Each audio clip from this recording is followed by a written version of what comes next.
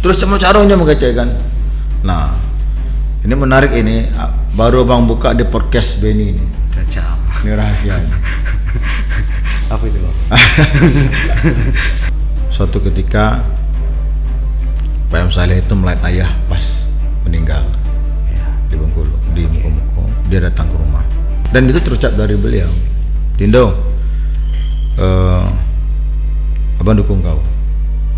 Abang berdampingan dengan Roni Tobing. Apa itu yang ini? Kan kemarin itu kan banyak itu. Selain Roni Tobing ada. Karena ini mau nih Bang ya, karena ini gaspol ya kan. Iya. Podcastnya gaspol saja, ya kan. Nggak usah lah, Deddy Wahyudi itu buntu. Iya. Udahlah Pulau Deddy itu katanya iya. kan. Dikicui Helmi. Sampai situ Bang. Jadi Anda estimate dengan Deddy itu sangat banyak. Ben, kadang-kadang mereka tuh nangis. Ya. Makasih Pak lah datang Pak.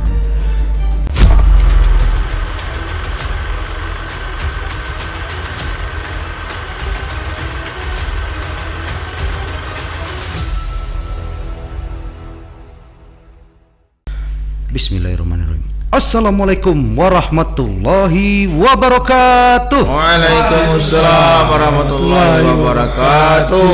Jumpa lagi di Bengkolen Times Podcast yang Gaspol. gaspol. Gas. Kita gas hari ini. Ya. Guru kita sendiri. Senior kami ya. Senior di jurnalistik. Ya, Kalau saya juga senior di HMI, DMI ya. termasuk senior di ekonomi Unip.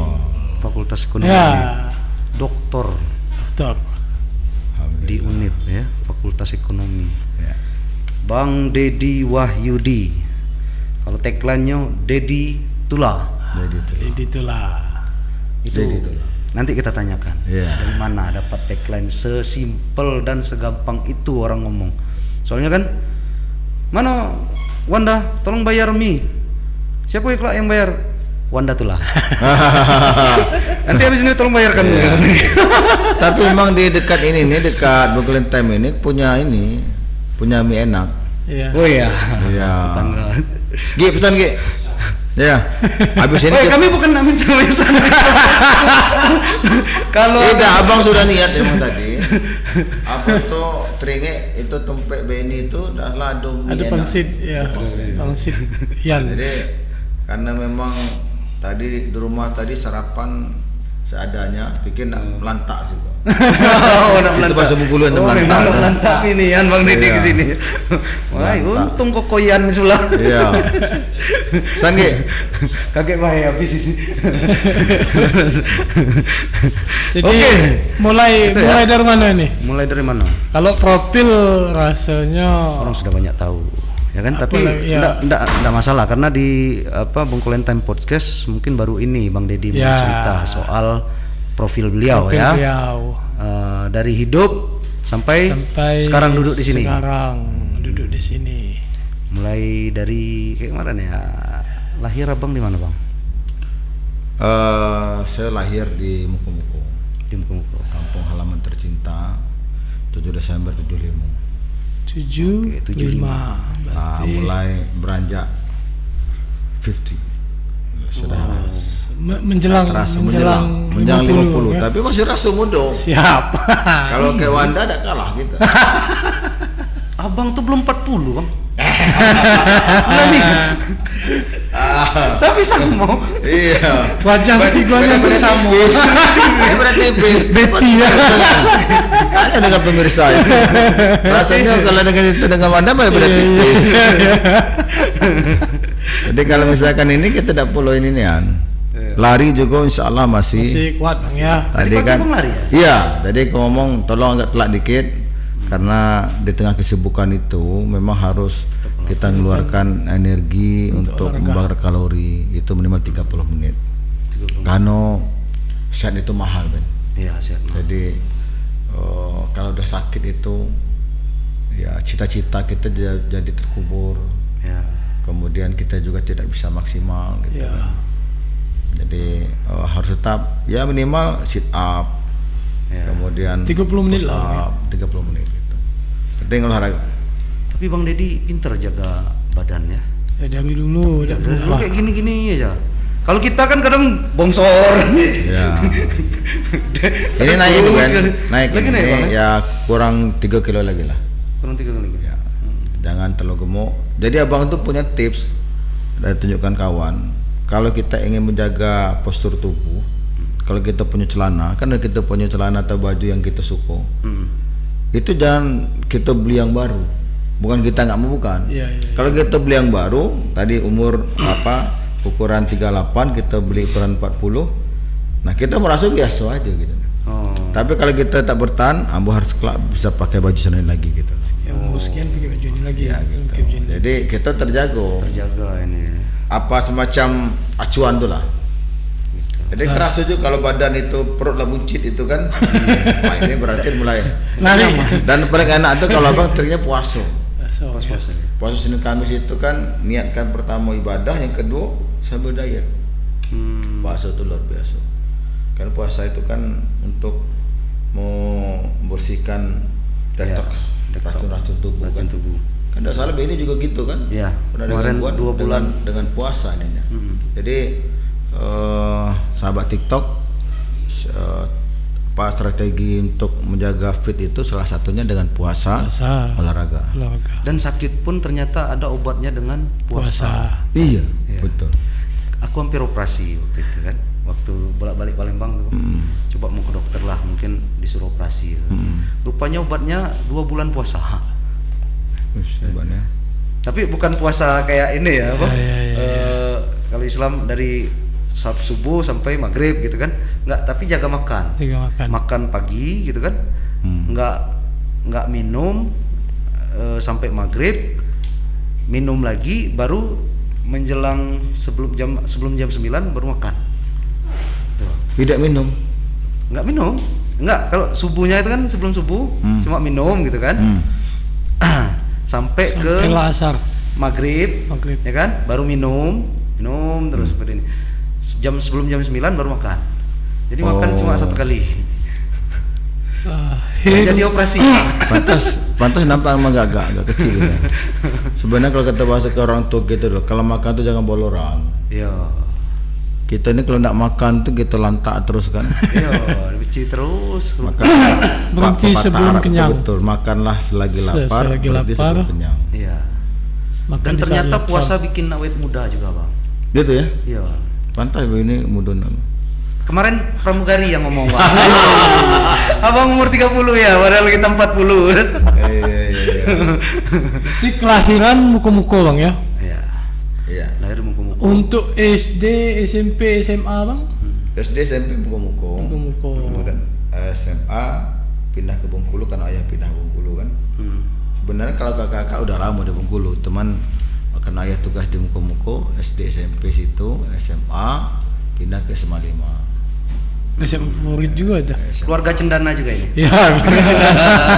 SMA 5 itu Jalan Cendana ya kan? Iya. Nah, jadi dikenal dengan kalau apa, SMA siswa Cendana, ya kan? Dulu SMA 4 dulu. 4. Oh, dulu Dulu SMA 4 SMA 4. namanya. Dulu SMA 4. Apa? Oh, Kemudian perputaran berganti regulasi yang jadi SMA regulasi. 5. Tapi memang sekolah itu sistem sudah terbentuk ya. Ya. Jadi siapapun kepala sekolahnya, siapapun gurunya, Ya. itu insya Allah akan selalu the best, kecuali kalau memang sudah disiplinnya sudah melorot betul. Tapi kalau standar-standar, Ya. itu anak-anak situ sangat kreatif Ben. Jadi maaf ya kalau misalkan ada di sekolah lain itu waktu bermain tuh banyak. Kalau situ tuh Nggak, waktu istirahat itu malah tetap ada di kelas, kalaupun di kantin sambil dia baca ngulang-ulang yang tadi gitu. Memang budayanya sudah terbentuk. Budaya gitu, budaya. Terus gini, di situ tuh kumpul anak-anak pintar. Ya. Dari yang terbaik di SMP 1, terbaik SMP 2, terbaik gitu. Nah, kumpul. Jadi orang-orang pintar gabung orang pintar, wah itulah. Tempat nongkrongnya orang pintar gitu ya. Ya sampai hari ini begitu. Sampai Sampai hari ini begitu. SMA favorit. ya. Salah satu orang SMA pintar favorit. ini maksudnya kecerdasannya ya, bukan orang pintar dukun. Harus ranking. Hah? Nggak mesti harus ranking kan pintar itu kan. Ya. Ya, apa kalau pintar yang secara umum itu pintar akademik kan. Akademik. Tapi kalau pintar untuk sukses itu dia harus punya soft skill. Ya. Nah, sejarah abang selama menempuh pendidikan yang paling berkesan bagi abang, Pak. Maaf nih kalau kayak cerita SD. Ya. Kalau saya kan cerita SD-nya suka olahraga kan, manjat-manjat, patah tangan, gitu kan. Kalau SMP dulu pernah di pondok gitu kan, digebukin teman sekelas gitu. Kalau abang ceritanya gimana? Yang paling abang ingat waktu menempuh pendidikan? Paling ingat itu ibu itu kepala sekolah. Oke. Dia tidak mau anaknya, kan anak guru kan, Iya. tidak mau anaknya itu dalam hal akademik anjlok. Jadi saya itu tanda kutip semasa SD itu masa tertekan. Betul. Masuk anak kepala sekolah ini gitu kan. Tertekan. Nilainya merah. Sore itu disiplin ibu itu, sore itu jam 5 itu harus sudah pulang ke rumah kalau lagi main kan, Ya. mandi, sholat maghrib. Habis sholat maghrib itu sampai isya itu tidak boleh keluar kamar, wajib belajar. Jadi dipaksa belajar itu, dipaksa belajar. Isya dulu, kemudian jam 9 sampai belajar lagi sampai jam 9. Tiap malam seperti Tiap itu. malam. Nah, Jadi- karena ibu guru, jadi di rumah itu kadang-kadang belajar sendiri, kadang-kadang ibu sendiri yang ngajari. Nah, kalau sendiri kalau emak kita ngajar tuh kan, misalkan apalagi ngajar matematik gitu kan, Iya. kita agak lama gitu kan, waduh, Karena di bawah tekanan gitu dia. iya gitu bawah tekanan itu. Ngomong-ngomong soal matematik, Bang. Ah, Aku kan merah terus itu, Bang, matematik kan. Ya kan? Jadi disuruh ngitung lah apa? 5 tambah itu kelas 4 SD. Iya. Enggak betul. Ini merah kalau ini, Bang. Gara-gara tidak bisa jawab tuh. Star. Tidak bisa jawabnya itu agak lucu, Bang. Kenapa? Papa kan nanya kan. 5 tambah 7 berapa? Itu pakai jari lah kan. 5 tidak nyampai 7-nya lagi mana ini? Jari gitu tidak cukup kan. Orotan tuh, Jul. Habis ini merah bener. Tapi karena didikan orang tua itu ternyata ya enggak ada salahnya. Waktu zaman kita dulu, Bang ya. Yalah. Didikan orang tua itu kan keras. ya. Kalau Rasanya itu baru sekarang. kalau ngaji itu selain telapak tangan tuh betis itu rajin ya, juga betis itu. juga. Makanya abang Pas mau katakan di awal berdiri, tadi, Mm-mm. abang sejatinya masa sekolah itu tanda kutip ya, Iya. tertekan Iya. dalam hal ibu mendidik agar anaknya itu kelak jadi orang berguna. Jadi abang tuh ibu itu karena anak guru kan, anak guru, anak kepala sekolah lagi, tidak boleh keluar dari 5 besar. Jadi Kalau keluar dari 5 besar dikeluarkan dari anak gitu. Makanya kakak. Jadi ranking berapa apa? Waktu itu 5 besar terus ya? ya, saya ya memang waktu di SD saya kisaran itu 3, 4 gitu, 5 gitu. Pokoknya gitulah. Paling ya kisaran itu. Saya masih masuk 5 besar lah. Karena di kelas dulu juga banyak orang pintar kan. Ibu juga tidak menuntut dia saya ranking 1, tapi kurang lebih gini. Nah, ini kata-kata ibu. Ini Wanda juga boleh nih. Nak, kau boleh nakal, tapi nakal pintar. Ya. Oh, iya. Jangan nakal bodoh. Nakal pintar itu seperti apa? Nakal, ya nakal remaja, kemudian nakal yang tidak merugikan diri kita sendiri ataupun orang lain. Orang lain. Nakal bodoh itu ada ngapo? Minum, narkoba, itu nakal bodoh. Bodoh. Biar bilang keren. Jadi Kalau pesan ngerokok, ibu Bang? tuh, Kalau ngerokok, Bang? nah, kalau ngerokok itu ada cerita lucu, dan itu membuat abang kapok sampai sekarang. Nanti lama. Abang itu SD udah merokok loh. Sama berarti, Bang. Tapi rokok nakal, rokok nakal itu gini. Jadi ada kawan-kawan di dekat rumah itu, dia punya kebun kelapa. Ya. Terus karena dia punya kebun kelapa kan, jual kelapa dua kelapa, 3 kelapa udah Udah dapat dapat. Rokok tuh udah ada kok jambu dulu kan. Iya, jambu bol gitu kan. Nah, udah. Jadi jualah itu kan, kami merokok. Jadi ya anak-anak kan ngerokok gitu. Terus suatu ketika karena sudah mulai ketagihan, setiap habis makan malam saya ngerokok. Ya. Jadi pedas-pedas juga enak ngerokok. Ibu mulai curiga, ngapo anak ini habis makan Ngilang. Di rumah sebelah itu kebetulan rumah kosong. Diam-diam ibu tuh buntuti.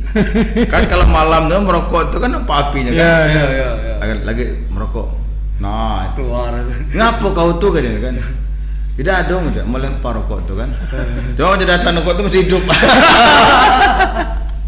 Wah, ibu tuh murka, mukul-mukul mulut ini. Kamu masih kecil udah merokok gitu kan? Bapak kamu udah merokok gitu. Wah itu. Tapi abang berhenti merokok kapan? Abang mah tidak merokok, tapi ya rokok pergaulan kalau kuliah kawan cuma merokok. pergaulan lah ya. Pergaulan tidak. Karena memang ayah tidak ngerokok, ada habit juga ya. Di rumah tidak ada yang ngerokok, ayah tidak ngerokok. Kakak pun kalau ini walaupun dia sudah kerja kemudian waktu itu udah menikah tidak pernah merokok depan ayah. Jadi lucu ya berarti kalau misalkan dia sudah berkeluarga, udah punya pendapatan gitu, tapi depan ayah sampai ayah meninggal kami tidak ada berani depan ayah. Merokok ya. Gitu. Berarti mungkin penonton juga baru tahu kan kalau Bang Deddy ini ternyata juga pernah ngerokok. Ya. Walaupun tidak lama kan. Kalau sepengenalan kami Bang Deddy yang mulai dari dunia jurnalis sampai hari ini belum pernah lihat Bang Deddy merokok. Ya. Yang lain ada tapi kelihatan merokoknya itu walaupun cuma merokok karena bergaul, tapi kelihatan kalau Bang Deddy memang belum pernah. Saya luruskan itu merokok. bukan karena pergaulan, karena lagi pening. Lagi kusut Mungkin peningnya itu bisa karena buntu. Tapi apapun itu ya, kalau kita resapi, mulai merokok, mulai minum, pada awalnya keterpaksaan. Iya, pergaulan. Jadi biar dibilang keren. Ya. Coba tanyalah, termasuk minum itu pasti karena terpaksa biar ngimbangi kawan gitu kan. Gitu. Cuma karena lama-kelamaan sering akhirnya jadi kebiasaan. Makanya ibu tadi mendidik kami itu dengan tanda kutip setengah militer. Ya. Jadi pergaulan saya pun juga ibu tuh pantau. Jadi kalau misalkan udah ada kawan datang ke rumah karena orang tua ya, tahu mungkin gelagat itu, pasal kawan kan macam-macam gaya macam gitu. Jangan lagi kau bawa anak kau ke rumah tuh. Gitu. Jadi dan saya bersyukur alhamdulillah didikan ibu yang tanda kutip itu semi militer saya bilang itu, dan sekarang baru terasa gitu. Iya, mendidik mental itu. Alhamdulillah. Dulu kalau seandainya kalau mendidik secara demokratis entar atau Sekarang itu kan banyak ya, ini juga mungkin enggak tahu lah zamannya kan Bang, Gen Z itu kan. Gen Z yang wah serba, bahkan kalau mau ke sekolah aja diantar mobil yang ini, dikasih sopir, kasih ini. Jadi lahirnya itu jadi anak-anak kayak kurang dibentak dikit udah ini gitu kan. Ya termasuk peraturan perundang-undangan juga yang diluarkan pemerintah itu kan, kalau saya pribadi sih lebih ke semakin membatasi kewenangan atau kekuasaan orang tua untuk mendidik anak. Termasuk marah tadi, dibentak aja atau dicubit dikit aja ada bekas, itu sudah pidana. Anak juga. Tapi kalau kita dulu kan enggak ada istilah pidana itu. Ada, aku kirim video kemarin tuh kan, kenapa orang-orang sekarang, pengusaha sekarang nggak mau nerima Gen Z untuk jadi karyawan. Ya karena ya itu tadi, mungkin dari kecilnya terdidik udah dimanja begini gitu kan. Tidak siap untuk dimarah dan tidak siap untuk disalahkan. Tersinggung dikit. Kalau kita kan dari kecil kan selalu disalahkan itu. Itu tadi misalkan Dulu kita oleh guru dipukul sampai merah ada masalah. Iya. Dicubit Mau itu ada ngadu masalah. juga, kalau ngadu juga nambah masalah, bukan masalah ke polisi, tapi masalahnya di rumah Masalah kan. di rumah, kan? Ditambah kan. Iya. Kalau sekarang gara-gara ditambah dipukul lagi. Tapi karena apa ya keterbukaan dan lain itu membuat memang apa ya guru-guru juga serba salah kan, ya gitu kan. keterbatasan juga. Perbatasan. Oke Bang, kalau Lanjut. ngomongin SMA itu apa SMP SMA agak kurang kalau zaman dulu. Ya. Kan? Tapi Dodo jangan marah ya. Saya nanya aja, jangan baper. Dulu ada kisah kasih di sekolah nggak, Abang? Semua orang itu pasti ada lah. Ya. Bohong lah. Ada misalkan kita di SMP itu kan cinta monyet kata Cinta orang. monyet. Karena ketika dia mulai balik itu kan mulai dia suka dengan lawan jenis. Ya, ya. Ya. Perasaan sudah Yang tidak normal itu kalau dia tidak suka lawan jenis. ya. Suka sesama jenis bahaya kan. Nah, kalau misalkan lihat wah cantik, indah apa gitu kan. Itu masih wajar. Dan ya mungkin banyak yang mengalami seperti Abang. Ada di kelas itu atau di sekolah itu anak orang berduit, cantik, pokoknya hampir sempurna lah gitu kan. Kita ndak kenyonyo nggak gitu. Atau misalkan kita tidak pede juga dikenya kan gitu kan. Biasa lah gitu. Kemudian tapi indah alhamdulillah SD masa-masa indah, SMP masa-masa indah. Tadi kalau SD itu SD ada lagi satu SD itu. Boleh disebut dulu Bang, SD berapa Bang? SD 1 muka-muka. Kalau SMP? SMP 1. SMP 1 juga Ya, Bang. SD 1 itu di dekat Bundaran. Nah, dulu Abang selain karena apa di bawah pressure ibu ingin anaknya itu jangan salah pergaulan. Di masa SD itu ya malu kita kan masa-masa remaja itu kan. Yang nakal-nakal nih, Bang. Jadi orang itu selalu bilang begini, misalkan kita nakal dikit, kau mentang-mentang ibu kepala sekolah. Wah itu dia enaknya gitu tuh.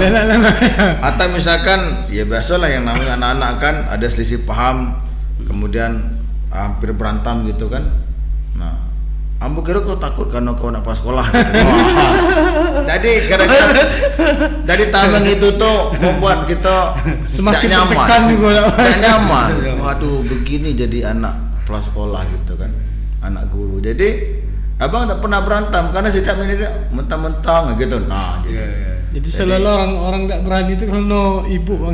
iya, dan Abang nakal dikit orang ngomong Mulai ngadu. mentang-mentang maknya Nyebut-nyebut pula sekolah. Jadi kita nak nakal pun kita juga mikir. Nah, tapi ketika tamat SD masuk SMP, nah ada lagi orang ngomong seperti itu. Kita udah merasa menjadi anak sama yang lain gitu kan. Tidak ada pembedaan gitu kan. Itu sama yang dialami dengan Gibran dan Kaisang. Mentang-mentang Iya. anak presiden gitu. Gitu. Nggak enak padahal Gibran itu saya lihat dari cara debat mampu nih anak. Dia punya kemampuan gitu kan. Tapi apa salah anak presiden gitu kan. Ini kita tidak boleh apa ya Kebetulan, mendiskreditkan. Bukan kebetulan anak presiden. Kalau anak presiden bilang ngapung gitu. Gitu. Nah, SD, SMP, kemudian tamat SMP, sempat SMA kumpul sebentar terus pindah ke SMA 5. Dan masa-masa SMA 5 itu karena di sana ini kumpul anak-anak pintar. Jadi waktu bermain Abang tuh kurang. Karena ngimbangi persaingan. Tiap hari ada PR kalau dulu. Jadi guru itu ngasih PR tuh misalkan udah belajar fisika nih, gitu. Kumpulkan besok halaman sekian gitu. Nah, dulu tahun 91 itu kan dulu buku kan, sekarang mungkin seperti udah tahu. Itu satu pelajaran itu bisa 3 buku referensi. 3 sampai 4 buku. Jadi ada Intan Pariwara, kemudian 3 serangkai, kemudian ada berapa itu kan? Nah, Erlangga juga. jadi Erlangga. Jadi waktu gitu tuh sampai di rumah langsung ngerjakan PR gitu kan, ngerjakan PR. Jadi rutinitas tuh memang padat gitu kan. Nah, jujur abang ikut OSIS waktu itu, tapi karena memang ibu bilang jangan sampai jeblok nilai. Nah, di Semalima ini ada juga menarik Ben, karena kumpulan orang-orang pintar tadi, kemudian abang juga dari daerah. Pas masuk itu Ben, dalam sejarah tadi abang bilang abang tidak pernah keluar dari 3 besar atau 5 besar.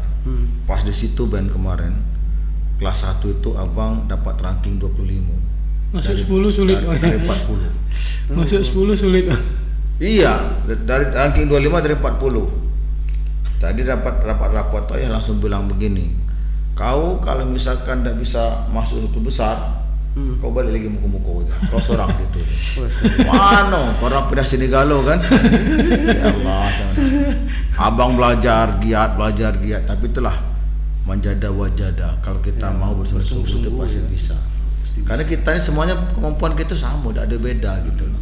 Anak saja mungkin selama ini agak santai, nah kemudian di pressure. Alhamdulillah, abang bisa naik lagi. Terus di kelas 2, abang masuk bio. Alhamdulillah juga masuk 5 besar lagi. Gitu. Berarti kita bangun podcast ini harus kerja keras ya? Kerja keras, harus begitu. Kalau enggak ini enggak capai. Nah itu tamat tahun 94. Nah, abang cerita ada sebelum kamu nanya, abang cerita bayang kali. Tahun 94, kemudian abang punya cita-cita ketika tamat dulu pengen kuliah di luar. Kenapa pengen kuliah di luar? Cuma satu motivasinya, manyangkan rambut. Karena ibu gue pengen gondrong. Cita-cita abang tuh pengen gondrong. Karena kalau selama tinggal sama ibu pasti tidak bisa kan ini ya. Anak guru kan tidak boleh gondrong, panjang dikit sudah motong. Jadi abang ikut kursus sehingga abang lulus lah di UNEP. Nah waktu nunggu lulus UNEP itu kan dulu masih ada RB kan, Semarak dulu. Semarak. Nah pagi-pagi itu udah baca koran abang kan, nunggu semalaman tidak tidur, besok pengumuman itu kan. Sudah datang koran itu, abang lihat itu kan, alhamdulillah lulus, sujud syukur. Kemudian keluar ibu dari kamar, lulus nak, lulus bu, alhamdulillah. Pertanian tapi itu bang ya? Ya, jadi pas coba tengok, abang dulu pilihan abang dulu yang pertama akuntansi Unan, kemudian teknik Unsri, kemudian terakhir UNEP pertanian. Pikir abang udah bayangkan ini Unsri atau Unan ini kan, wah kita membayangkan jadi anak kos, pengen bebas tadi, pengen merdeka kan, tak ada mantau balik malam tak masalah gitu kan. Nah terus abang nak tahu kodenya, ambil buku kan panduan, pas tak kodenya ternyata UNEP pertanian. Kata ibu alhamdulillah. Sudah jadi keluar. Itulah doa ibu nak. Wah itu berarti ibu yang doakan. Tidak lulus. Keluar. Jadi doa ibu itu ternyata ya Allah luluskan anak hamba, lulus di UNEP. Dari UNEP saya. Wah kata kok ibu yang doakan ini. Kita bayangkan dapat Unan, dapat Unsri gitu kan. Makanya doa orang tua itu luar biasa. Jadi terus pertanian, tapi terus pertanian abang dimarah sama kakak abang yang nomor 2. Dia juga pertanian kan. Ngapa ngambil pertanian? Anak bio dulu kan kalau ada pertanian, kemudian kedokteran, teknik. Abang IPA ya dulu. Abang IPA, A2. Jadi pilihannya itu kan. Lah, makanya ya kano donga pertanian apa juga pengen pertanian. Ya pertanian ini bagus tapi terlalu spesifik ke pekerjaan agronomi lagi kamu gitu kan. Agronomi. Artinya kau akan fokus nanti di perkebunan segala macam gitu kan. Terus cuma caranya mengajar kan. Nah, ini menarik ini baru bang buka di podcast Benny ini. Kacau. Ini rahasia. Apa itu bang? Emang udah penasaran ini bang. Udah gak sabar. Jadi waktu itu mau ngajukan pindah itu harus bisa di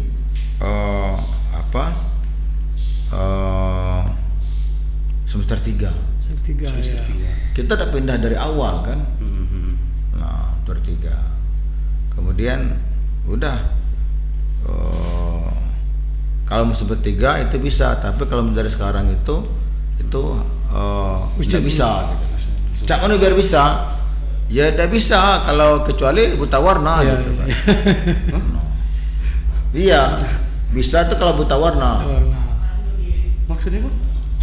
Ya kalau kita buta warna itu boleh pindah walaupun semester 1. Jadi di pertanian itu Ada syarat. Iya. Itu, ya. Kalau buta warna tidak boleh, karena kan ada cairan-cairan nanti dicampurkan nanti. Bisa berubah. Di pertanian itu kan itu salah satu syaratnya itu. Jadi dengan alasan buta warna itu tadi ya Bang, Dites dulu. Oh, dites dulu. Katanya ya tes dulu kalau buta warna gitu kan. Nah, karena kita otak nakal gitu kan.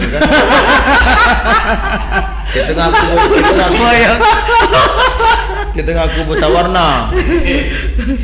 Iya. Warna hijau apa ngomong biru, warna biru apa ngomong hijau gitu. Orang Bengkulu biasa itu.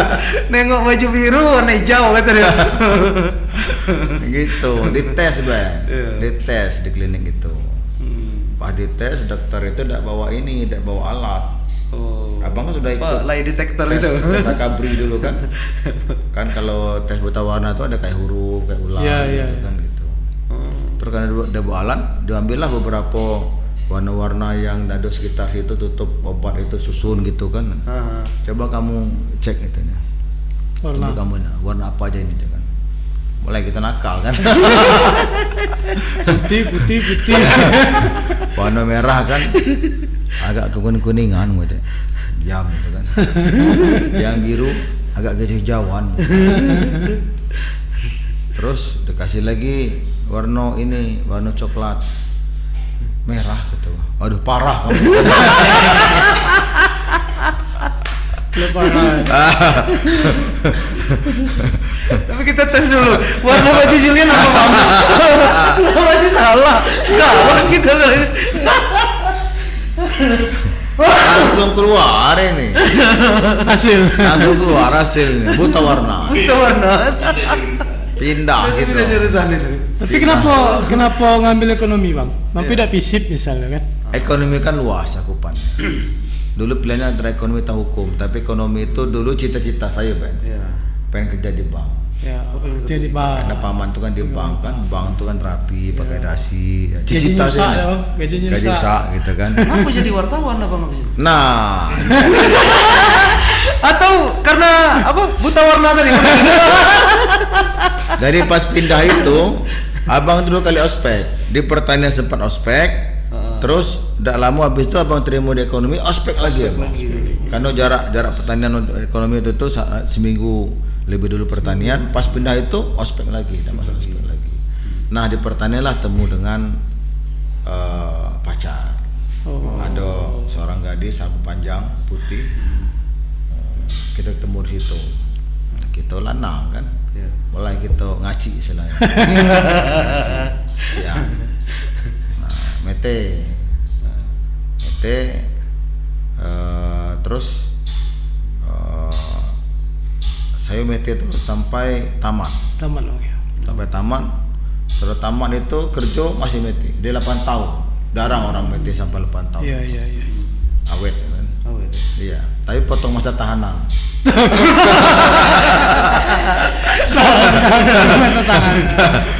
Potong masa tahanan. Kan ada juga nama lanang kan. Putus nyambung. Iya, putus nyambung. Kebetulan dulu ketua BEM kita. Ya, Ketua berarti Senat. sempat ke Senat. Kalau ketua BEM tuh ndak di mata adik junior tuh gitu kan. Paham BEM, gitu kan. paham. Gitu, paham ya? Idola lah. Karena biasanya kalau di kampus itu dulu aktivis-aktivis itu walaupun menang tampang tapi kalah jabatan, kalah saingan Bang. Iya. Iya. Jadi adik-adik baru tuh ribuan itu gitu. Apalagi dulu yang nakal, kan. junior itu yang baru masuk HMI, baru Iya. pengurus. Biasanya yang senior ini menang tampang tapi kalah jabatan, kalah saingan pasti. Oh, iya. Ada. Berarti kalau mau jadi ketua BEM pakai duit biar jadi itu. Ya biar jadi idola tadi. Enggak bercanda. Tapi abang betul-betul menikmati pendidikan itu kan ada orang gini Ben, bacalah siklusnya itu. Ada orang itu dia berprestasi ketika SD, Betul. pas SMP dia jeblok. Iya. Ada gitu kan? Ada yang dia SD SMP biasa, tapi SMA dia Aduh. baru muncul, baru menemukan jati dirinya. Gitu kan. Ada yang SD SMP SMA, wah pokoknya terbaik lah. Pas masuk masa kuliah dia jeblok. Itu ya SD SMP SMA itu prestasi jeblok, itu kawan saya. Wah pokoknya perfect lah. Tapi pas masuk kuliah entah apa yang terjadi karena dia tidak bisa bagi waktu. Karena masa kuliah itu kan kebebasan kita menentukan kita nak jadi apa. Ndak kuliah, ndak kuliah juga ndak ngapo. Nah, Lagi kalau lah beraktivitas di organisasi. Nah itu tadi. Ya. Jadi saya masa kuliah itu betul-betul menemukan jati diri. Ada kawan-kawan ngomong ya biasalah yang julid kan. Perasaanmu dari dulu SD SMP SMA biasa aja tuh. Kamu SMA jadi ketua di UNIP jadi ketua BEM terus misalkan aktif sana sini nih. Karena jujur saya juga merasakan ketika kampus itulah saya menemukan jati diri. Kalau tidak di bawah tekanan tadi Bang. Itu bisa jadi ibu samanya betul bebaskan ya. Jadi ibu itu dia mendidik kami itu gini Ben, SD itu pressure-nya kan, SMP longgar dikit, SMA kuliah abang itu tidak balik-balik ke rumah Setahun sekali untung. sampai ibu tuh ngecek kabel ke rumah tuh kan abang mandi ganti baju, kau sangka hotel rumah. Karena aku sibuk organisasi tadi. Jadi dari pagi sampai malam, kemudian balik ke rumah aku kan pagi-pagi bangun langsung pergi lagi. Kabur lagi. Karena ketemu dengan ibu gitu kan. Maka sampai ngomong kau kayak rumah ke hotel, ganti baju langsung pagi gitu kan. Tapi itu dia memberikan kebebasan ke anaknya. Beda ketika SD SMP SMA memang dipantau terus gerakan itu. Tapi udah kuliah, ya kasarnya terah kau lah, kau kan tentukan masa depan kau sendiri. Maka kebebasan yang diberikan itu kita juga mikir. Kuliah tuh kita lah mikir, bla cicito, nah jadi apa? Kalau ada cak mana udah biar IP tinggi bla bla bla gitu. Maka saya belajar dan saya juga tidak sepakat dengan pendapat bahwa jadi aktivis itu kalau IP-nya jeblok itu maklum dan biasa gitu. Kita ingin merubah stigma itu. Bahwa aktif kampus tetap kita jadi aktivis, tapi karir IP kita juga harus tinggi. Maka kita buktikan Ben, kita keluar alhamdulillah hampir dapat cum laude, tapi karena waktu itu saya masih 3,4 gitu. Yang terbaik itu 3,5 ke atas Bang ya. Kalau untuk cum laude atas. Tapi kita waktu itu masih di bawah itu kan. Tapi udah kita kan aktif di kampus. Dan ini juga kalau di kampus itu kadang-kadang dosen itu subjektif memberikan penilaian itu. Subjektif seperti apa? Pertama lihat kemampuan kita nggak akademik kan. Yang kedua, kalau dosen itu udah senang dengan kita Ben, udah itu ada tangan. Itulah. Iya. Tapi kalau dosennya benci Bang. Ya makanya. Kami dulu Bang. Ini tidak. Saya udah nyebutkan dosennya ya. Di ekonomi itu ada dosen yang paling killer.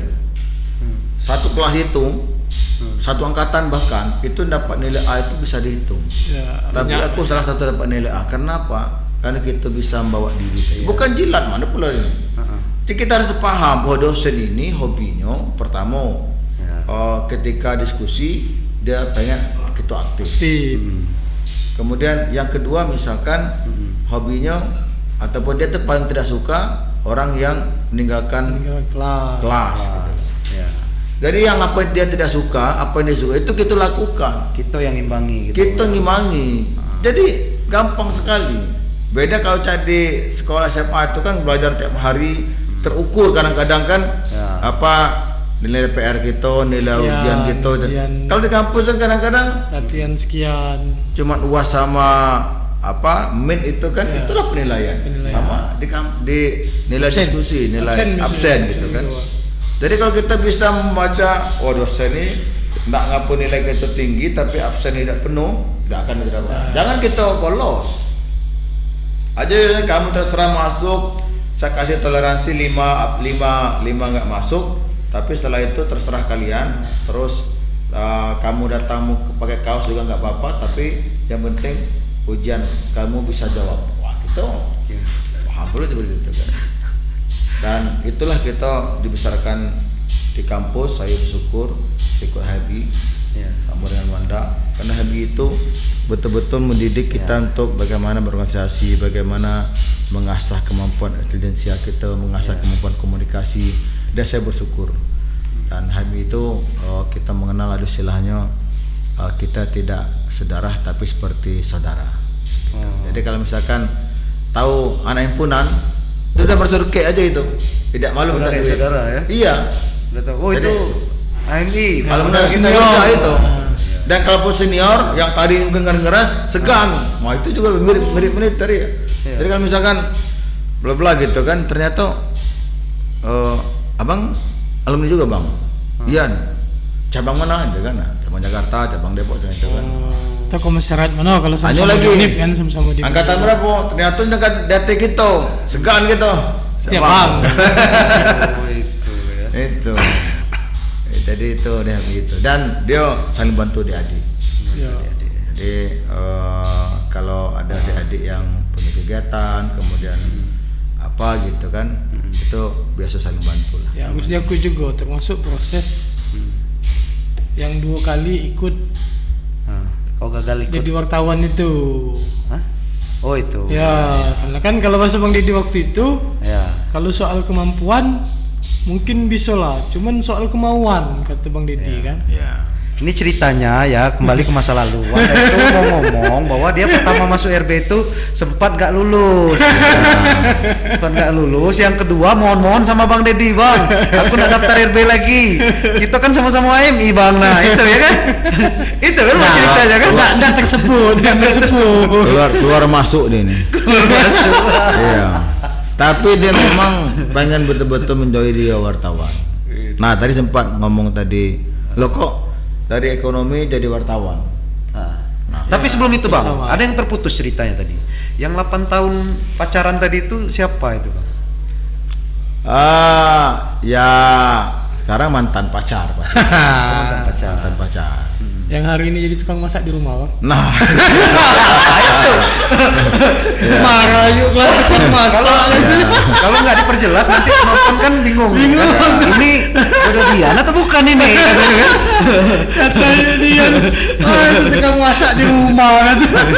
tapi saya bersyukur karena meyakini jodoh itu tangan Allah. 8 tahun kami pacaran, kemudian Allah berikan karunia 2 anak. Jadi orang rumah itu sudah teruji. Kalau misalkan ini ada terbukti dan teruji, itu orang itu istri saya. Teruji dulu ketika kampus. Jadi gini Ben, mohon maaf. Kalau sekarang saya diberi amanah kepada wakil wali kota, sering foto sama mama. Dulu di kampus karena kita ketua senat. Ya.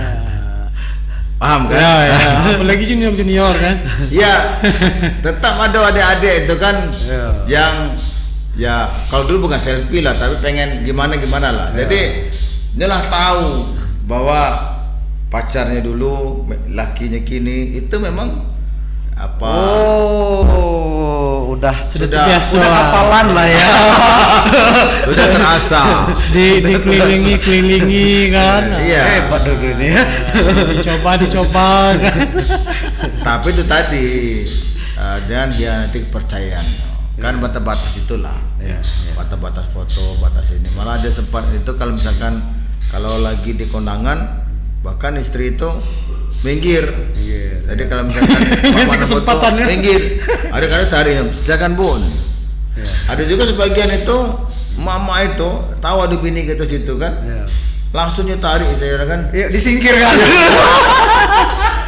Aku nengok video aja. Bodoh dulu. Apa itu? Pinggir. Iya. Benar. Abang tahu cerita istrinya Iwan Fals? Ya? Ya Iwan Fals kan? Iya. Saking terkenal ya kan, banyak yang mau nonton. Lihat ada ibu-ibu apa ini kan, datang mau foto marah istri. Ada pernah dengar cerita itu? Iya. Ya itu tadi, jangan melewati batas. Melewati batas. Kalau masih taraf-taraf normal, siapapun itu inilah. Dan dia paham, apalagi saya kan orang politik hari Resiko jadi ini bang. ini. Ya. Dan orang kalau orang minta foto itu Ben, Ya. saya meyakini karena dia suka, Ya. karena dia ingin mengabadikan, karena dia pengen Bersimpati lah. Eksis juga bang, pengen eksis eksis ada juga semua, gitu. kan? Jadi gini, Ketemu orang hebat. ukur kita lah. Kita kalau misalkan lagi ada sebuah pelatihan, Ya. kita pengen foto dengan seseorang itu, pasti kita merasa orang itu Ada sesuatu. ada lah. sesuatu lah. Jadi ketika misalnya saya turun ke lapangan, orang minta foto, masih kita Iya, kalau nolak kan bilang tidak sombong mungkin bilang nanti. sombong gitu kan. Dan untuk hari ini Ben, misalkan penduduk kota ini 400 sekian saya lupa, tapi mata pilih kan 270.000. Iya, iya. Orang kan banyak kenal sama abang, Iya. tapi kan saya kan punya keterbatasan untuk mengenal wajah orang kan. Iya, iya. Intinya orang kenal dengan kita tidak semua hafal dan kenal gitu kan. Maka abang itu kalau misalkan di lapangan, abang pakai SKSD, sekenal Iya, sedekat. iya, Sebenarnya. Juru cicak bang. Jadi sih. Cicak kenal, cicak ingat. Iya itu. Dan gini Ben, nah ini juga cerita menarik ya, menjadi seorang yang hari ini Allah berikan takdir saya maju di kontestasi wali kota. Ada banyak cerita menarik ketika saya turun ke lapangan. Masyarakat itu suka pemimpin yang dekat, Iya, iya benar. suka pemimpin yang low profile, suka pemimpin yang mengayomi, yang mereka tidak suka pemimpin yang terlalu membatasi. Jadi kalau saya itu memang kalau ke lapangan itu tidak ada batasan dengan masyarakat. Dan memang dari dulu seperti itulah gitu. Termasuk juga kalau misalkan temu dengan orang lebih tua, memang ayah ibu dulu ngajari cium tangan gitu lah. Ya terbukti sekarang pun walaupun beliau sudah jabat jadi wakil wali kota, dulu pernah bos kita beliau ini kan. Ya bentuknya gini-gini aja. Lah, Ketemunya gini-gini aja dari dulu. Kadang kan bang, bukan bos, pemimpin. Iya. Pemimpin Jangan kami. salah sebut, bukan bos, pemimpin. Beliau ini juga biasanya kan nggak semua orang kayak gini. Walaupun kita pernah interaksi Ya. mantan bos kita atau ini gitu kan, dia terus menjabat gitu kan. Karena orangnya nggak low profile, kadang ketemu tuh mau nyapa aja nggak enak bang. ya. Dan Bang Deddy kami ketawa-ketawa kayak gini ya memang kayak gini dari dulunya. Karena Bang Deddy ini dikenal marahnya itu juga bukan dengan bentak-bentak, Marahnya bukan karena dengan, sayang. bukan dengan istilahnya tidak mau ngomong sama kita atau tidak mau negur, bukan begitu. Tapi Bang Deddy itu kalau saya secara pribadi marahnya itu dengan cara ngajari. Iya. Misal, jadi ini sedikit cerita pengalaman saya soal usaha tadi bang, manjadah-wajadah tadi. Jadi salah satu yang saya pegang sampai hari ini, tidak ada yang tidak mungkin kecuali kerja Tuhan itu Bang Deddy ngajarin. Jadi waktu itu bencana alam 2008 itu yang waktu saya tidak lulus. Oh ya enggak lulus. Jadi malam itu Bang Deddy bilang, kalau beritanya hanya seperti ini, maka besok gak ada yang baca. Ya. Oh gitu. Kau tonton yang TV itu, mana yang belum ditayang di TV itu yang ada di berita kau ini. Jadi macam mana bang?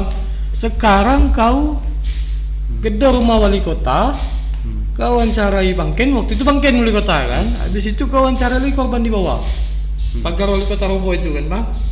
Jadi aku ini berpikir itu sambil oke bang, siap bang, berangkat berpikir jam 9:30 malam, kira-kira siapa yang berani gedor rumah wali kota? Nah aku jawab. Itu beda. Yang berani itu hanya wartawan. Nah, itu maksudnya kan. Jadi cuman itu tadi karena kita niat nih usaha tadi, berangkat saya ke balai kota kalau dulu Bang ya. Ke situ. Nah, kasih jalan kalau mau usaha tadi ternyata Bang Ken ini masih di luar, ngikut acara di Balai Semarak di rumah dinas gubernur. Waktu itu kebetulan HUT provinsi. Saya masuk, pintu masih kebuka, ngobrol sama Satpol PP. Kata Satpol PP, mending ndak usah katanya kan. Nanti dimarah. Kalau ndak salah namanya Bang Maliki Bang yo. Ajudannya Bang Ken waktu itu yang dari Brimob itu. Mending hubungi Bang Maliki katanya kan. Bang Maliki baru minta izin wawancara. Ya tidak mungkin lah Bang, pasti kata Bang Maliki, besok aja pasti cek itu kan Bang. Akhirnya kata Satpol PP, atau cek ini aja. Kelak mobil sampai, langsung diadang Bang Ken itu katanya kan. Paling resiko kalau dimarah sama Maliki, ya udahlah katanya kan. Turun aku ke bawah, wawancara dulu sama warga. Nah kebetulan ada orang RB waktu itu Bang Leo itu Bang. Jadi pas aku sampai langsung dipegang oleh Bang Leo. Ah benar, wawancara. Ayo sini. Selamat lah ini Bang, jadi tidak takut kan wawancara dengan korban-korban ini. Selesai naik lagi ke atas. Naik ke atas, Bang Ken sampai langsung todong. Selesai wawancara Bang Ken, Bang Maliki dipegang. Besok-besok jangan kau sembarangan lagi yo gitu. Pamit dulu gitu. Ya kalau masih gitu ada urusan, yang penting aku lah selesai balik, aku tidak kemarah oleh Bang Dedi kan. Nah itu tadi, jadi, padahal kalau secara logis kan kita membayangkan dari kantor, tidak mungkin lah kita besok. Susah ya. Iya. Tapi kan itu tadi usaha tadi. Didikan Bang Dedi ini memang waktu itu kita disuruh kalau ada usaha, insya Allah dapat. Ada jalan. Kan itu ajaran ibu juga. Ibu itu jadi gini.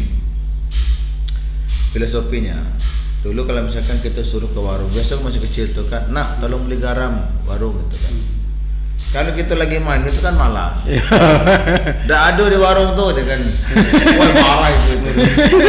Kau belum pailah balik. Belum pailah balik ya. Belum pailah balik. Oh, itu jawaban anak zaman kini itu Bang.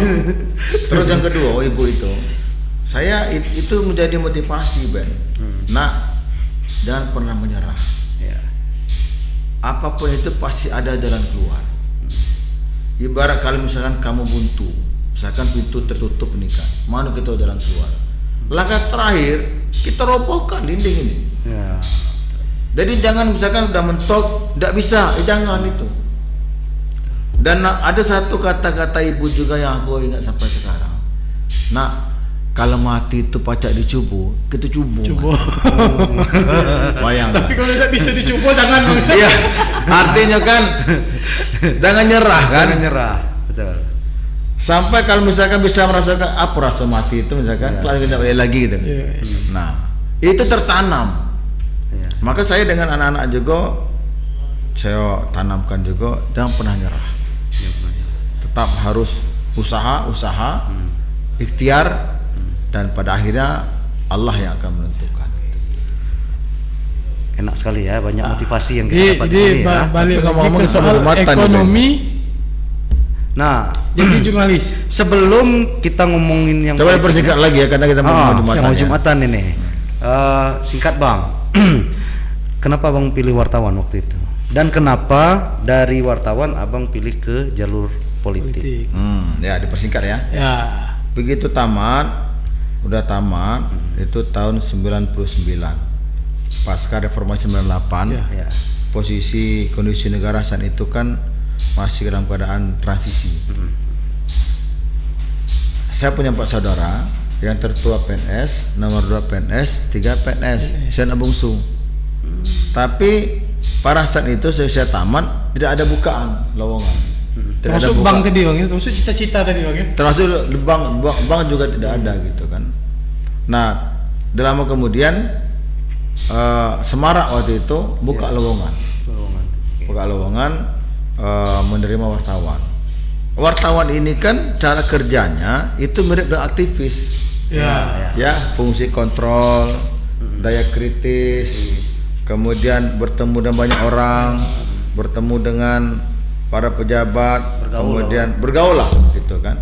Nah kita terbiasa di kampus gitu kan, Sudah biasa. udah biasa apa ngeritik, udah biasa menyampaikan sesuatu sudah idealisme gitu.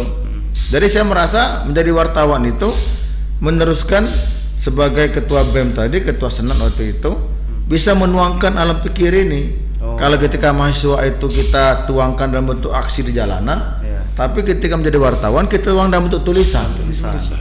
Jadi kita mengkritik kebijakan pemerintah saat itu dengan tulisan.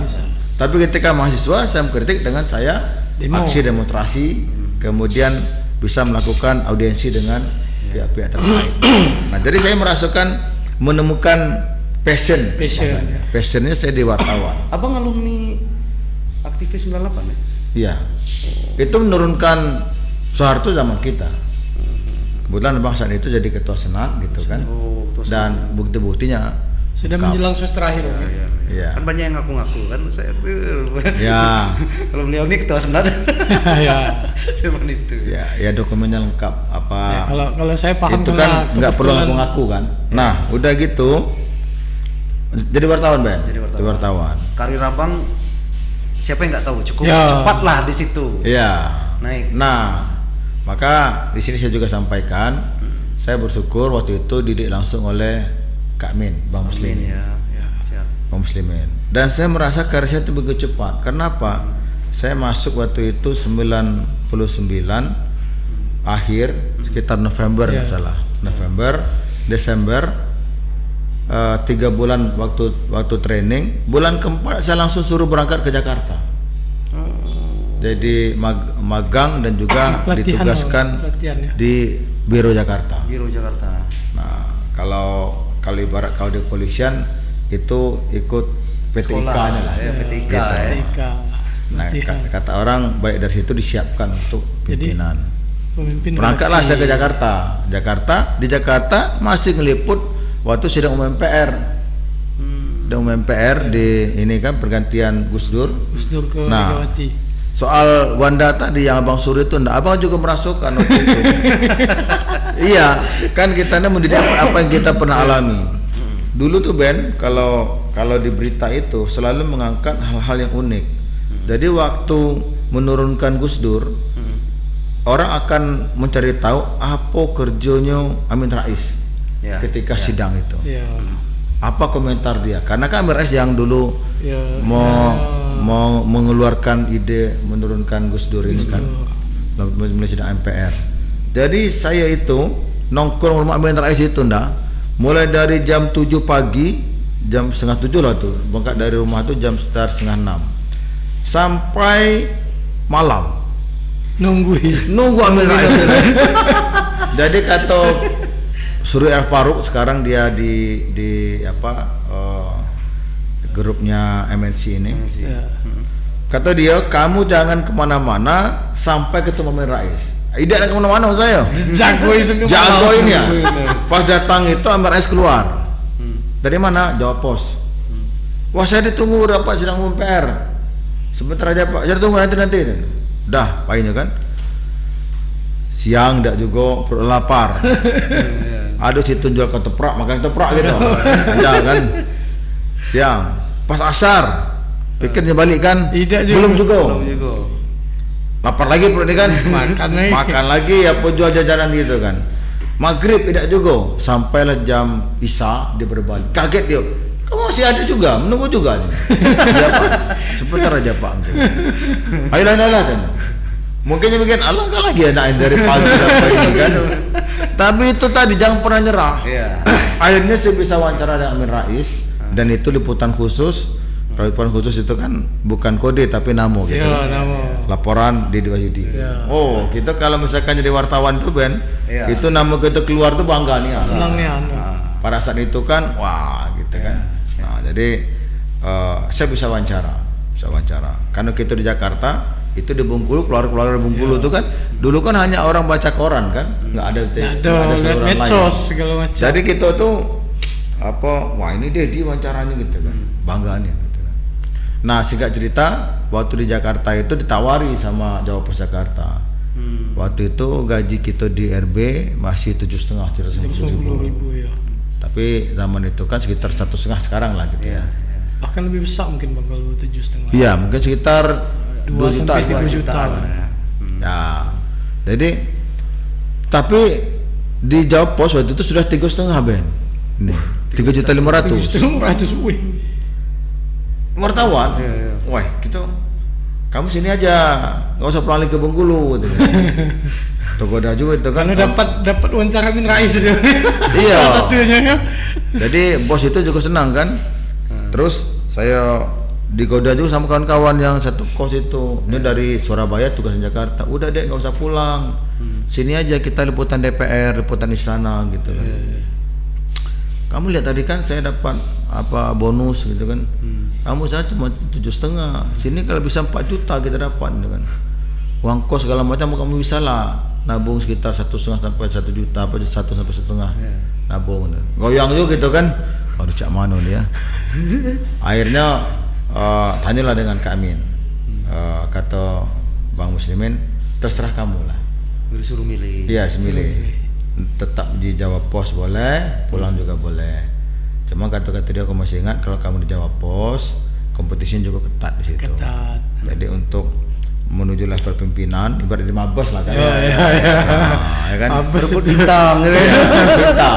Kita dari kampung. Tapi kalau kau balik ke Bengkulu, Insya Allah ada inilah. ada peluang. Ada harapan lah gitu. Ada harapan.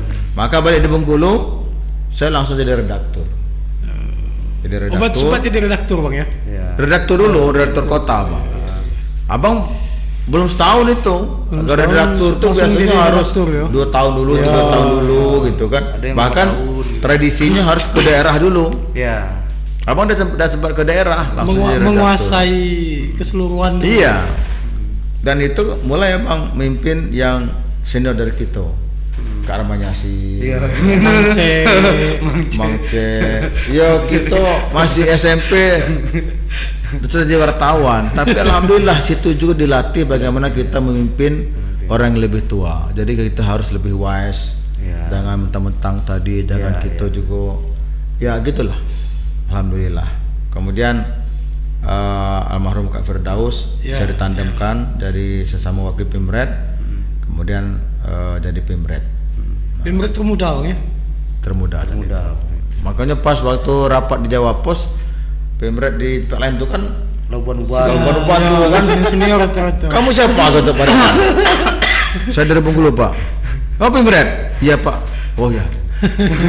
Heran dia. Pemret termuda se-Jawa Pos ya bang ya. Maka ya di sini di podcast ini saya sampaikan bahwa Bang Muslimin itu punya peran banyak dalam karir saya.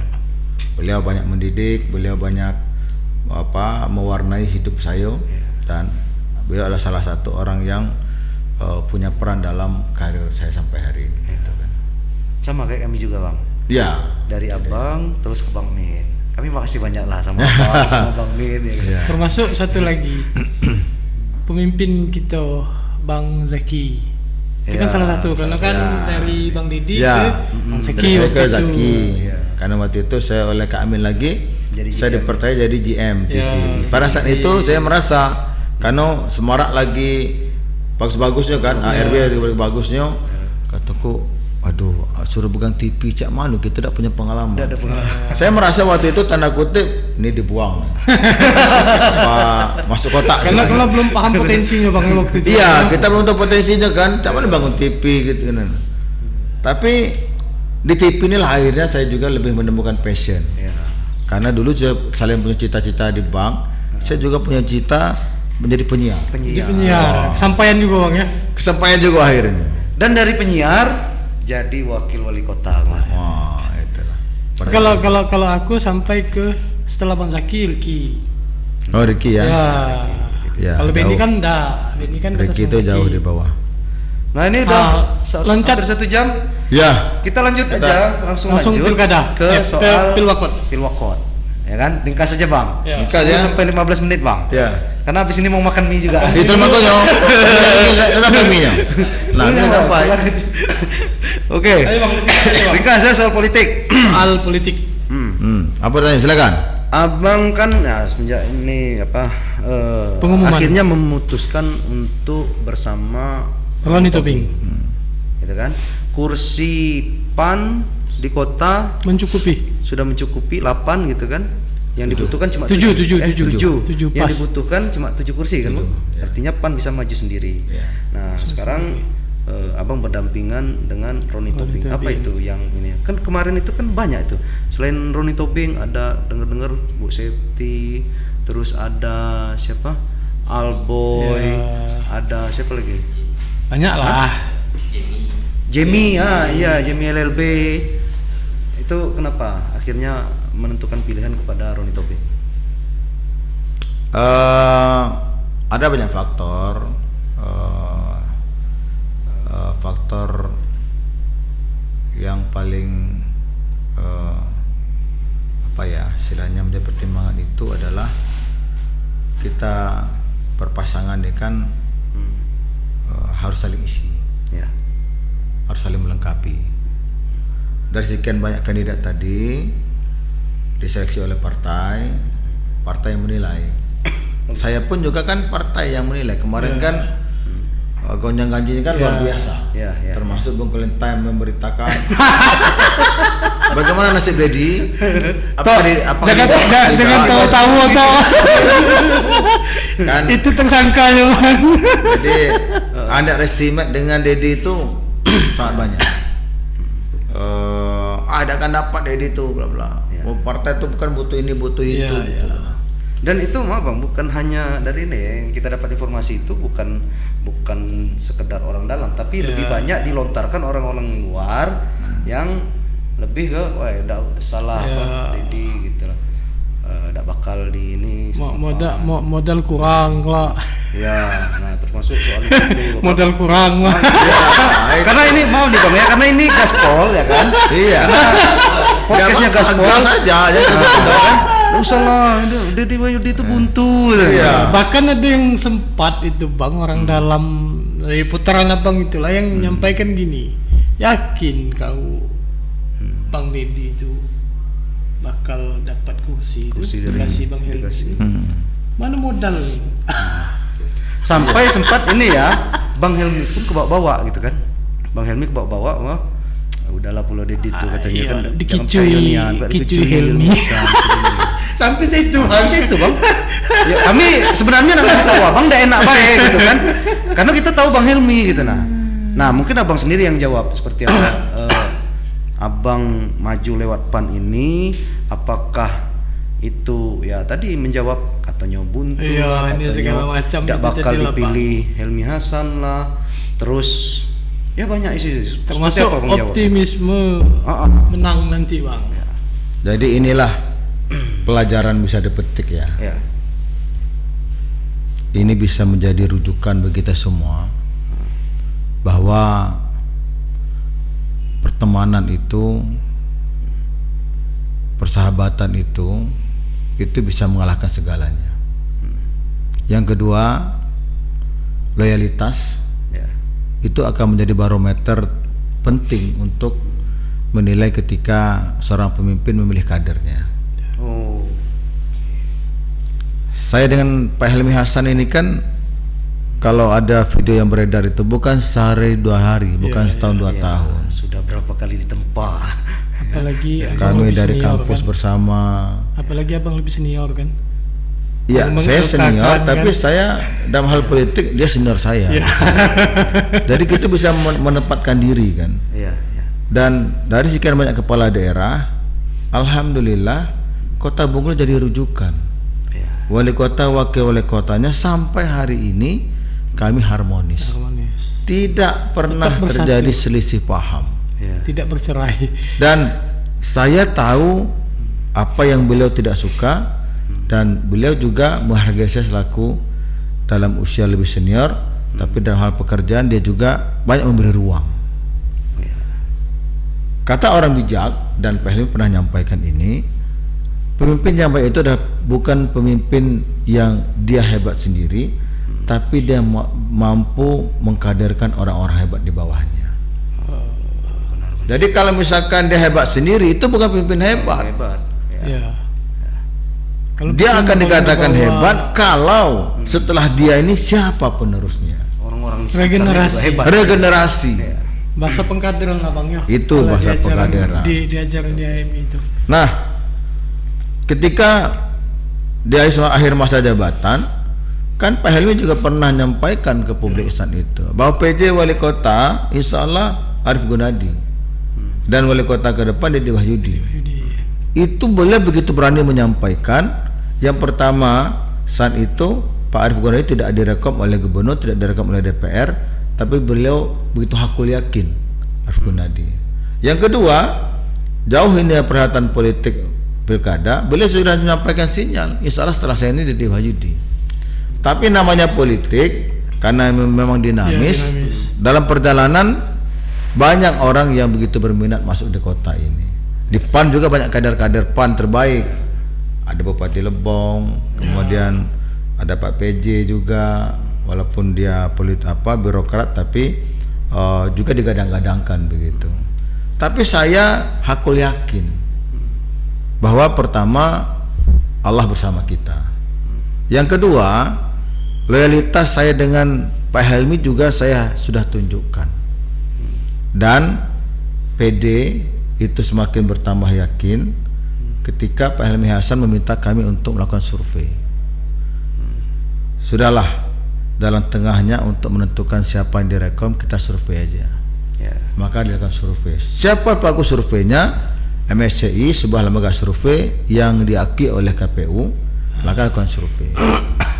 Nah, ketika survei inilah muncul menjadi titik terang. Tapi belum pasti juga ini, baru semacam rujukan awal. Ya karena jangan pede juga Bang, karena kita tahu waktu pilpres itu kan Ganjar tertinggi kan dari yang lain. Ternyata setelah pilpres, ya makanya hasilnya Ganjar paling bawah. Survei itu potret. Iya, potret. Gambaran. Betul. Potret. Jadi kalau misalkan kita foto hari potret. Jadi potret hari ini. Ya. Tapi kalau misalnya kita tidak melakukan sebuah aksi, kemudian kita tidak bergerak, itu bisa turun. Tapi kalau surveinya itu benar, insya Allah tidak akan jauh. Ganjar di awal sebelum mencalon iya, tapi ketika pas dia mencalon, ketika dikeluarkan rilis, dia mulai melorot. Iya. Dan ketika di rilis pertama itu Prabowo melesat naik, kemudian sampai selesai pun tetap Prabowo gitu. Dan saya juga tidak mengatakan saya terlalu pede atau seperti apa. Hampir semua partai itu kalau dia memberikan sebuah rekom, partai itu kan nanyakan mana surveinya. Saya bocorin Bang ya. Yang lawan-lawan abang yang lain itu nunggu akhir bulan ini kan, nunggu hasil survei akhir bulan ini untuk menentukan siapa nanti yang elektabilitasnya tinggi. Iya. Itu calon lawan abang, calon lawan bupati-bupati nanti. Iya. Tapi bang Memang tiap bulan survei itu. Ya. Bang, survei. Boleh nyela dikit bang. Salah satunya rujukan itu bukan bisian untuk hujan-hujan malam itu bang. Yang abang nanya malam-malam hujan-hujan kami ke rumah abang itu, yang abang sambil tiduran, siapa tak ini aja bang.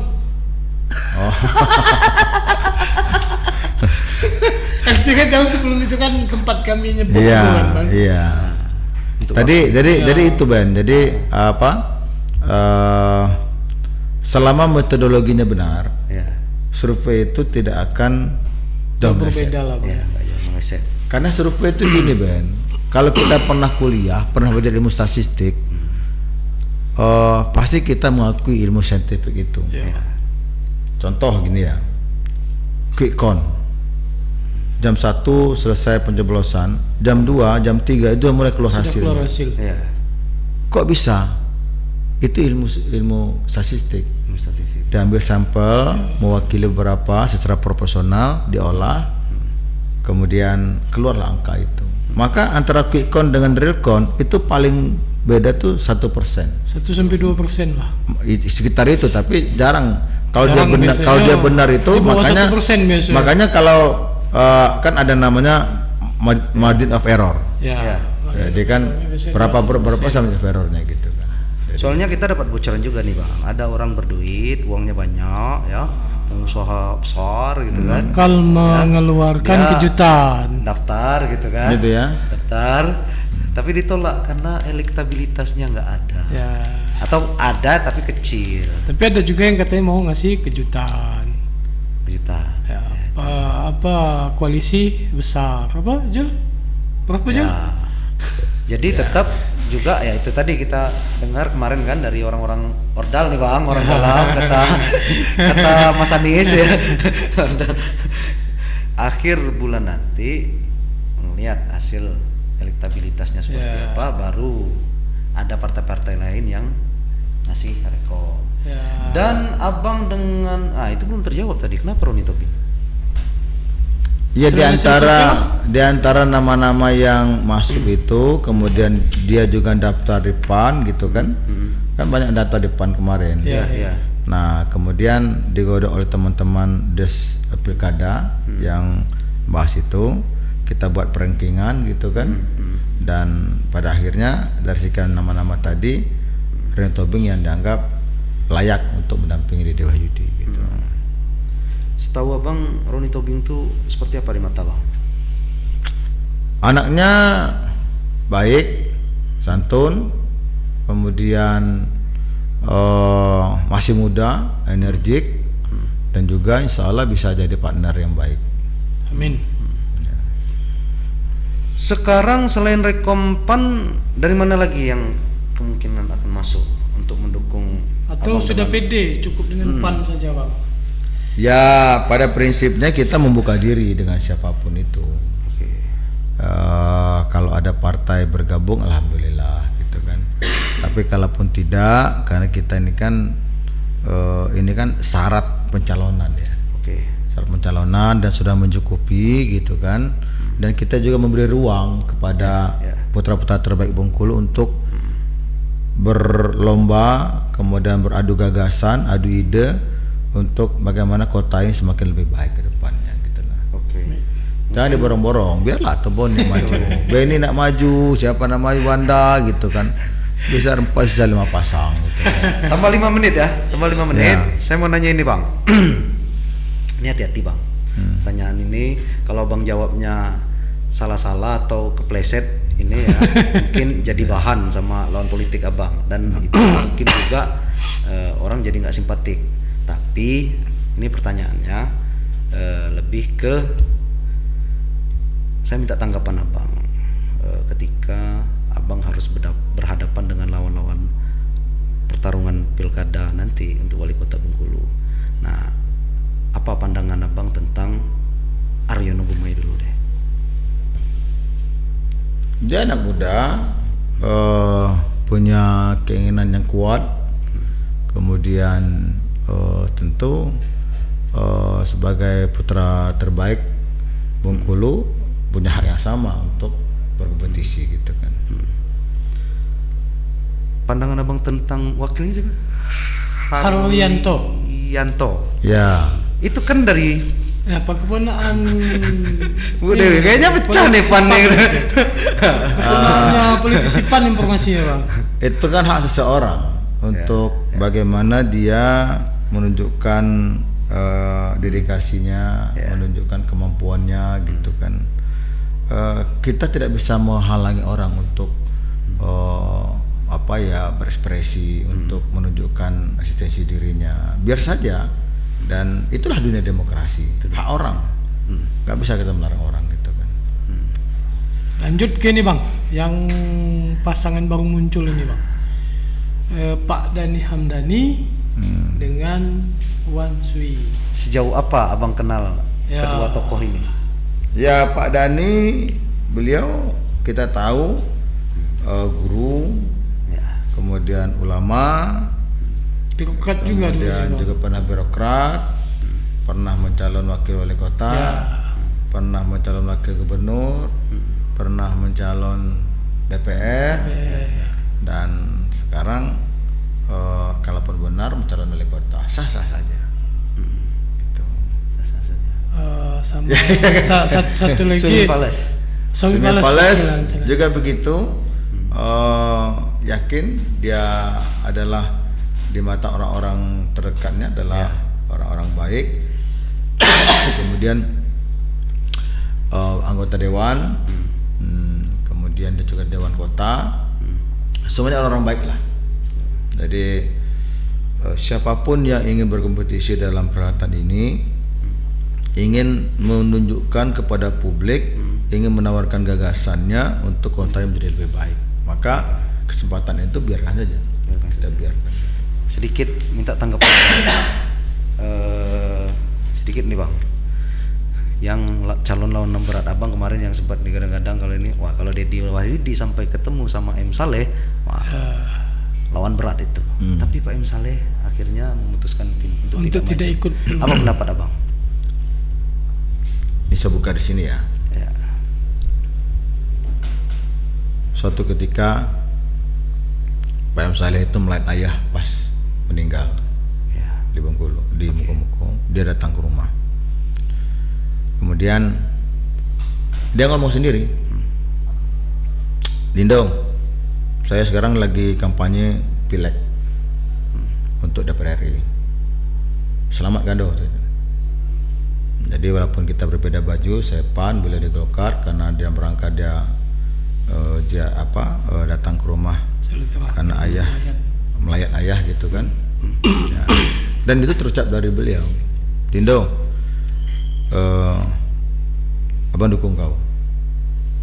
Salah, tapi abang tidak baca terbuka karena ini kan suasana lagi pileg. Ya. Nanti setelah pileg nanti kita ketemu lagi. Itu yang dia ucapkan. Sudah ketemu lagi Bang? Belum. Belum. Satu lagi ketika acara reuni akbar Ya. di SMA 5 bukan di UNIP. Unip. Beliau selaku senior yang baik menyampaikan bahwa kader-kader alumni UNIP ini banyak yang berpotensi dan bisa kita dukung bersama. Dan depan forum itu juga masih ada rekamannya, beliau bilang salah satunya Deddy Wahyudi cocok untuk jadi wali kota ke depan. Lalu kemudian namanya politik tiba-tiba muncullah namanya dan balihonya nyebar. Saya juga pertama tadi nggak punya kapasitas untuk melarang atau seperti apa. Apapun itu, siapapun yang berhak, siapapun yang mau, ya monggo silakan.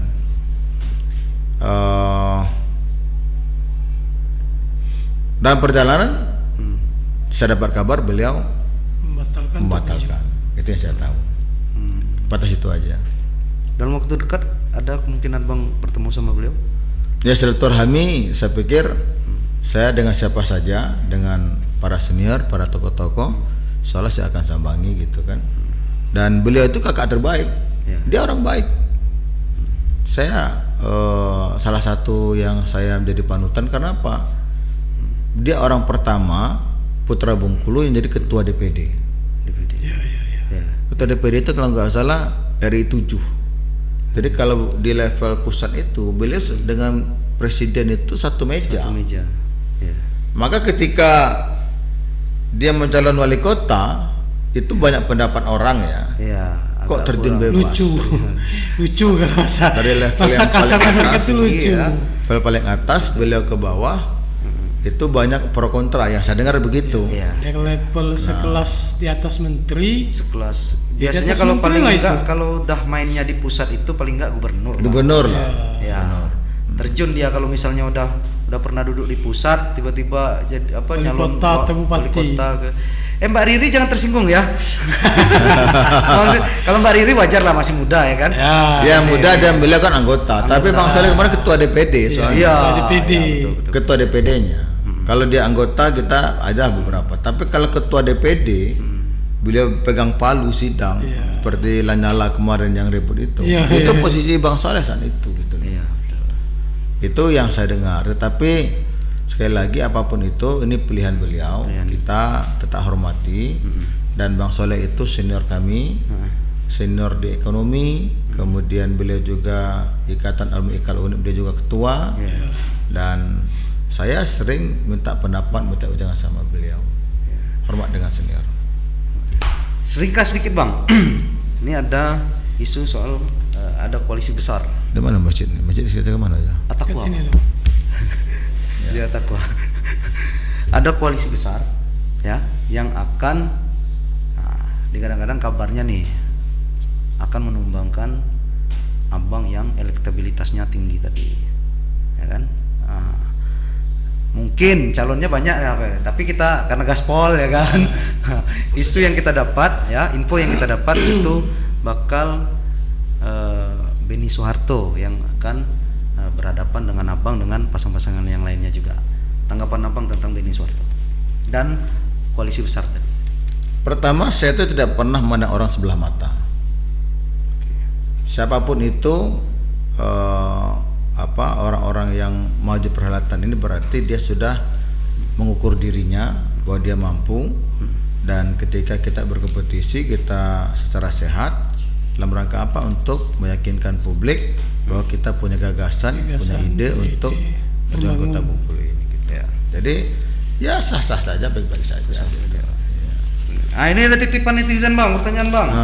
Kemarin nanyo, tolong tanyakan Jalan Suprapto gelap.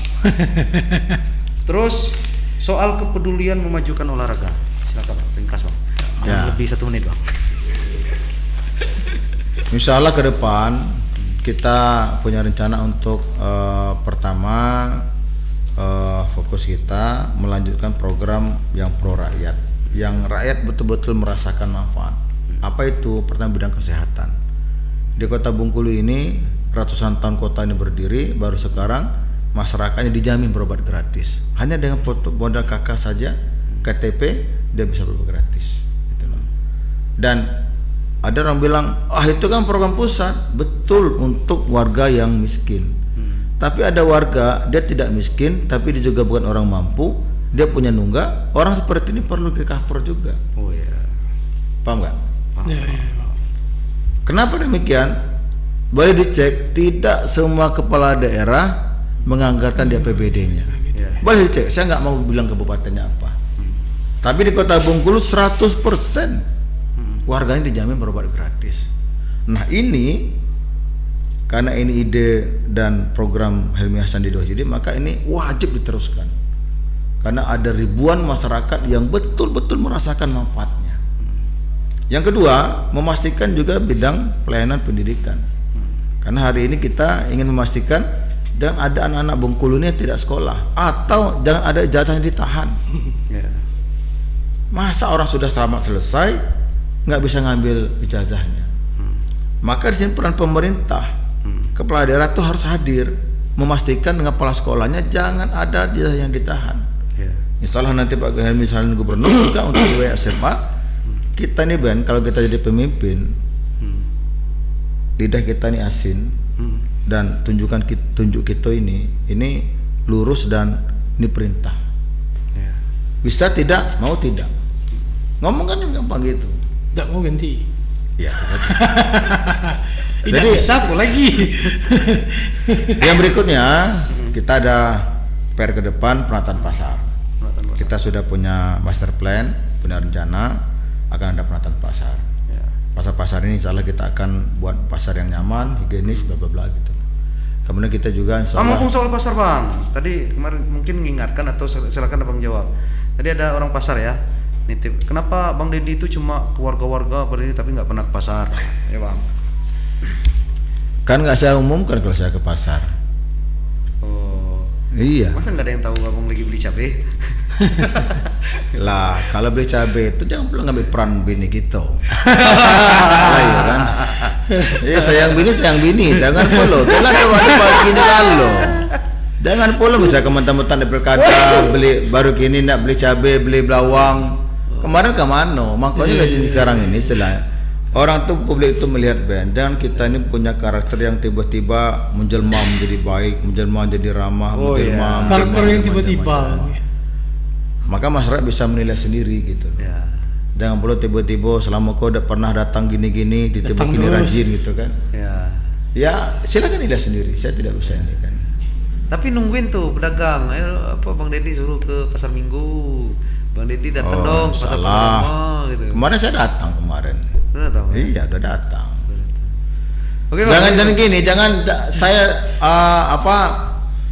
jangan karena peralatan politik ini kita berubah menjadi yang tidak biasa. Yang tidak biasa. Selama ini kayak gitulah gitu loh. Oh berubah tiba-tiba rajin, tiba-tiba ada perlu nyapu jalan, tiba-tiba ya. Apa kata bahasa Cik Ben itu apa? Ngejut Ben. Ngejut Ben. Gitu.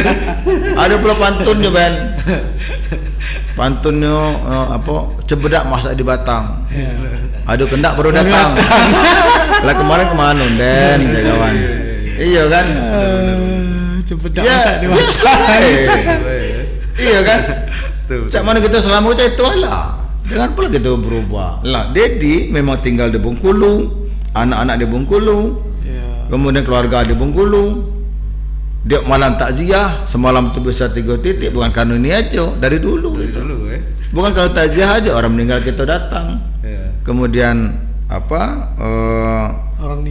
Orang nikah juga 3 bulan ke depan saksi itulah numpuk.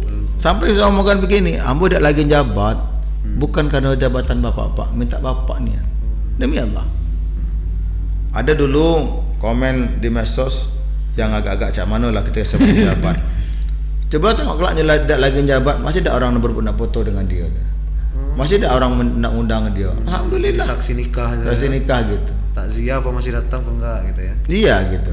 Nah, soal takziah ya. Kenapa saya tuh datang takziah? Pertama, memang dulu sebelum saya menjabat memang sudah seperti itu. Yang kedua, ada rasa kepuasan batin ketika bisa hadir tempat orang bersedih. Ben, kadang-kadang mereka tuh nangis. Makasih Pak lah datang Pak. Kita datang hibur orang nangis, itu rasa-rasa ada rasa kelegaan, kita rasa-rasa kehadiran kita ni yang tadi barang ni capek langsung hilang. Maka ada orang ngomong, makan apa Bang Dedi tu tak berhenti tiap malam takziah dari pagi ni. Ya tak ada istimewa, tapi hati kau riang kalau datang tempat orang meninggal, orang tu senyum, rasanya kita ni segar lagi badan. Itu hanya psikis, asli secara fisik macam lita. Itu Bang, si Ade itu Bang, cak mana rasanya dipeluk nenek-nenek yang bilang mau kasih ke kau? Nah, seperti itulah rasanya. Iya, betul. Jadi banyak Ben kadang-kadang itu pas kita nyerah kata kematian itu, tidak sempatnya megang itu, nangis aja gitu. Kita peluk sabar Puyo. Ini sudah janjinya, sudah takdirnya bla bla bla gitu. Tapi untuk visi misi nanti kami akan undang abang lagi untuk nyampaikan itu khusus. Karena ini udah Jumatan, Bang Dedi juga udah mau ke masjid ngeliatin jam terus dari tadi ya kan. Terakhir Bang, silakan Bang tutup acara ini Bang sekalian di TikTok. Ya, ini kita Jumatan dulu yuk. Ini saya bilang dengan Benny, tidak dapat saf depan kita nih. Kalau saf depan itu kita dapat unta ya. Ini nanti saf kedua, ketiga pernah dapat kambing. Ini kambingnya besar, ini anak kambing. Tanggung jawab Ben. Kalau malaikat nanya nanti, kenapa udah dapat unta? Gara-gara Benny ke Wanda. Iya. Ya. Kita kasih gajah habis itu. Jadi kalau di TikTok ini paus, nah itu ke unta kalau ini. Jadi terima kasih Benny, terima kasih Wanda, podcastnya luar biasa. Memang sangat singkat ya, padahal kita udah ngobrol lama. Banyak lagi hal pertanyaan yang belum diurai. Tapi apapun itu bahwa ke depan kita sama-sama membangun Kota Bengkulu dan publik itu pada prinsipnya Ben sudah punya pilihan. Dan survei juga membuktikan di kota ini 90% warga itu sudah punya pilihan. Dan kita berikan kesempatan ke warga untuk menentukan siapa pemimpin yang mereka bisa melanjutkan, bisa amanah dan bisa memenuhi apa kebutuhan masyarakat terpenuhi. Dan saya berusaha dan tidak akan mau menjelekkan orang lain karena saya lebih jelek dari orang itu, nggak perlu saya jelekkan. Jadi kan orang itu hebat, saya biasa-biasa saja. Kemudian orang itu mungkin berduit, saya buntu, gitu kan. Orang itu mungkin pendidikan tinggi, saya biasa-biasa saja, gitu kan. Jadi nggak perlu disombongkan dunia ini. Dan kalau kita kembali lagi soal dunia ini, Ben, dunia ini tempat parkir sementara, terminal. Apa ujung kita nih? Apalagi kita ngobrol hari ini. Tidak ada ujungnya nih. Jadi dengan jabatan nanti kita niatkan kebijakan kita itu bisa untuk orang lain. Ya. Kalau jabatan kita itu hanya untuk diri dan keluarga kita, itu alamat kita akan sulit nanti pas dihisap. Ya. Jadi yang paling lama dihisap itu pemimpin. Pemimpin. Berat. Tapi bukan karena itu kita tidak menjadi pemimpin. Dan justru karena menjadi pemimpin itu, kalau selama ini abang ketika menjadi GM bisa bantu misalkan karyawan itu 20 orang misalkan, maka ketika menjadi pemimpin daerah ini, insya Allah 400.000 masyarakat itu akan merasakan manfaat kita kalau kebijakan bermanfaat. Tapi kalau tidak, maka sebanyak itu juga yang akan kita tanggung. Bang, nanti datang juga kalau kita undang live di TikTok. Mohon Bang bisa ikut kalau lagi nggak repot ya. Oke, kita kejar Jumatan dulu. Makasih banyak penonton. Ikutin terus Bung Time Podcast dengan Gaspol. Bila taufik wal hidayah. Assalamualaikum warahmatullahi wabarakatuh. Waalaikumsalam warahmatullahi wabarakatuh.